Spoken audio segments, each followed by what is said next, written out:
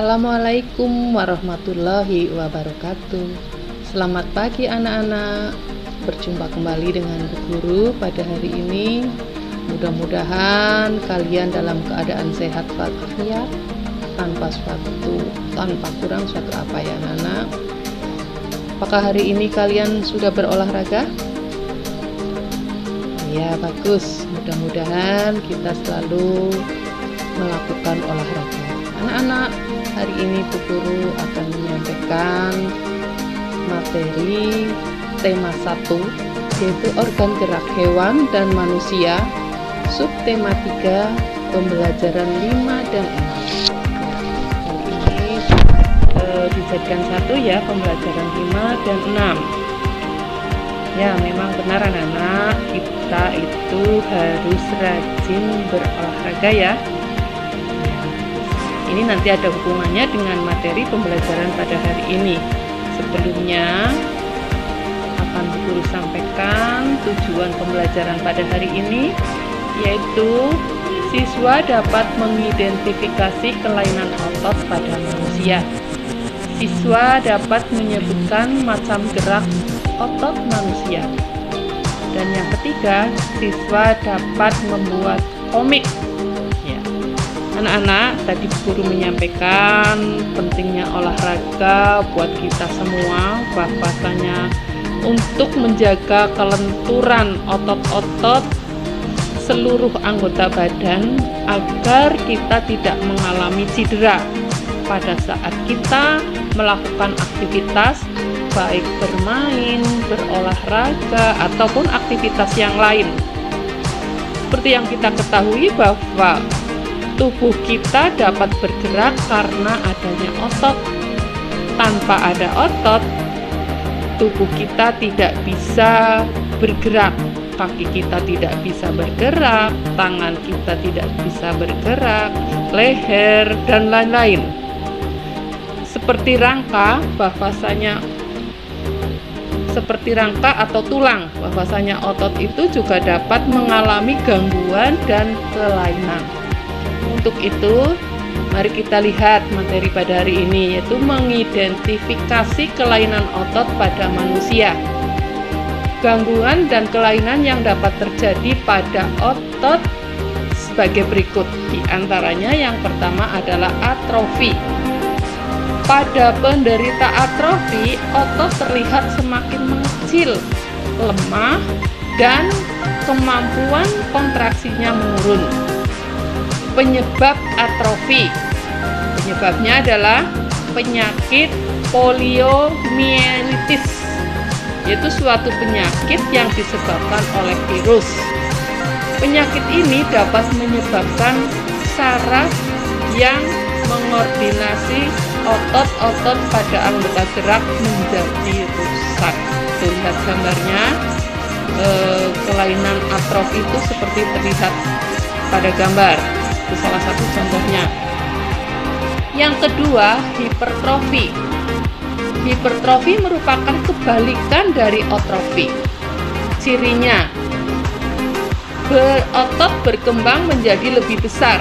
Kalau atrofi tadi adalah menjadi mengecil, kalau ini berkembang menjadi lebih besar. Kelainan ini terjadi karena otot dilatih dengan beban berat secara terus-menerus dan berlebihan. Misalnya mengangkat beban yang terlalu berat, itu bisa menyebabkan penyakit hipertrofi atau kelainan hipertrofi. Hal ini biasanya terjadi pada atlet binaraga atau angkat besi, orang yang sering berolahraga atau pekerja berat yang memerlukan otot kuat. Ini biasanya mengalami kelainan otot yang dinamakan hipertrofi. Ini contohnya pada gambar kelainan hipertrofi yang terjadi pada tangan. Yang ketiga, yaitu kelainan hernia abdominal. Hernia abdominal adalah sobeknya dinding otot perut sehingga menyebabkan usus masuk ke dalam sobekan tersebut.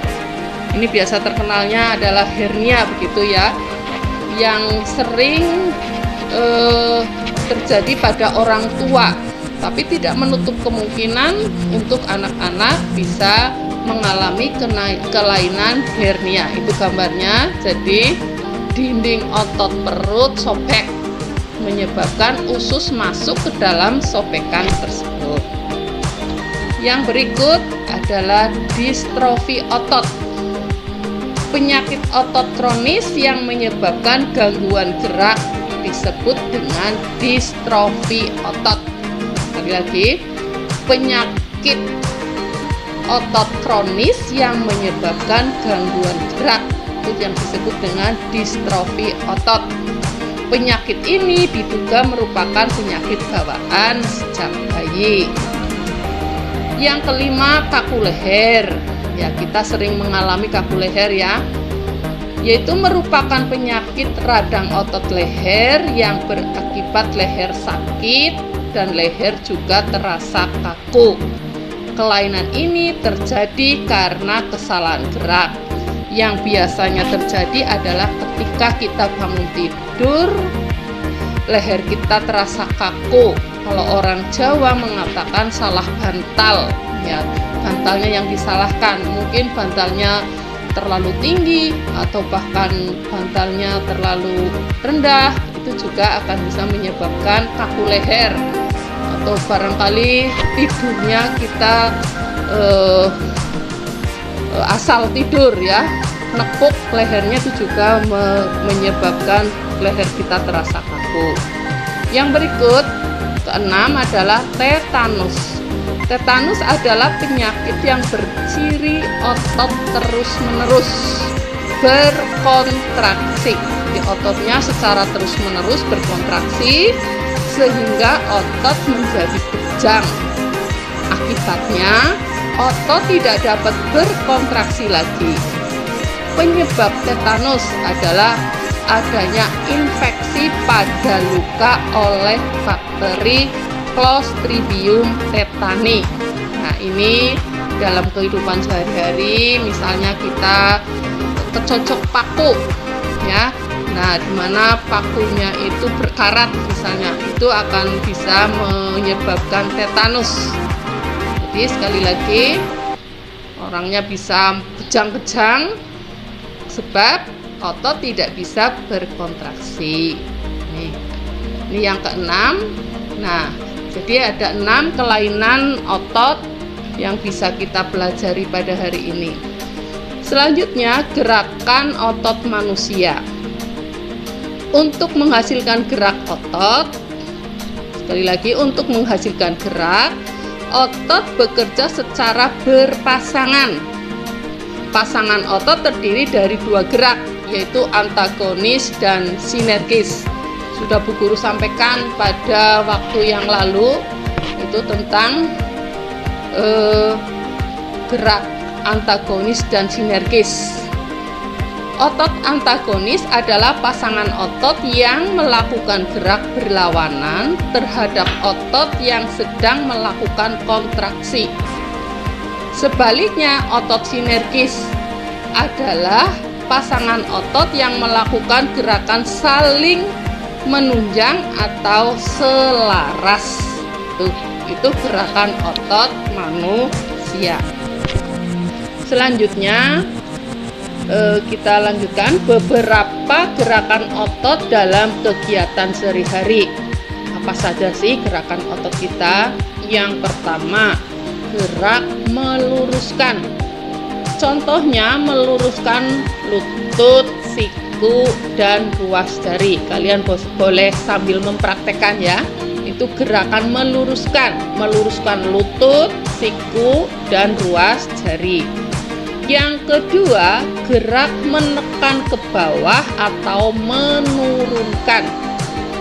Yang ketiga, gerak memutar tangan. Coba kalian sambil memutar tangan sehingga telapak tangan menelungkup. Yang berikut, gerak menjauhkan. Contohnya gerakan merentangkan tangan. Yang berikut, gerak yang memutar lengan sehingga tangan menengadah. Nah, ini. Selanjutnya, gerak yang mendekatkan sumbu tubuh. Contohnya adalah gerak tangan saat posisi siap. Pada kita upacara siap, tangannya lurus ke bawah. Dan yang terakhir, gerak yang membengkokkan. Contohnya membengkokkan siku, kemudian ruas jari dan lutut. Itu contoh beberapa gerakan kegiatan sehari-hari anak-anak. Itu jadi demikianlah bahwa kita harus berhati-hati dengan setiap gerakan dan kegiatan yang kita lakukan. Jangan sampai membebani kerja organ gerak dengan gerakan-gerakan atau beban di luar batas kemampuan kita. Kita akan merasa rugi sendiri nantinya. Kita akan sakit dan tidak dapat melakukan gerakan dan kegiatan sebagaimana mestinya atau secara maksimal. Oleh karena itu, kita harus menjaga dengan benar organ gerak dan menjaga dengan sungguh-sungguh. Tadi Bu Guru sudah menyampaikan ada beberapa gambar ya, bahwasanya gambar-gambar itu akan sangat mendukung adanya sebuah teks bacaan atau sebuah cerita. Ini sudah pada waktu yang lalu Bu Guru juga menyampaikan. Selanjutnya kita akan mempelajari menggambar bentuk. Ya. Pada dasarnya unsur-unsur dalam menggambar sama halnya pada unsur dalam karya seni rupa secara umum. Unsur-unsur dalam menggambar antara lain titik, garis, bidang, bentuk, ruang, warna, tekstur, dan gelap terang. Itu adalah unsur-unsur dalam menggambar. Ada beberapa tadi ya.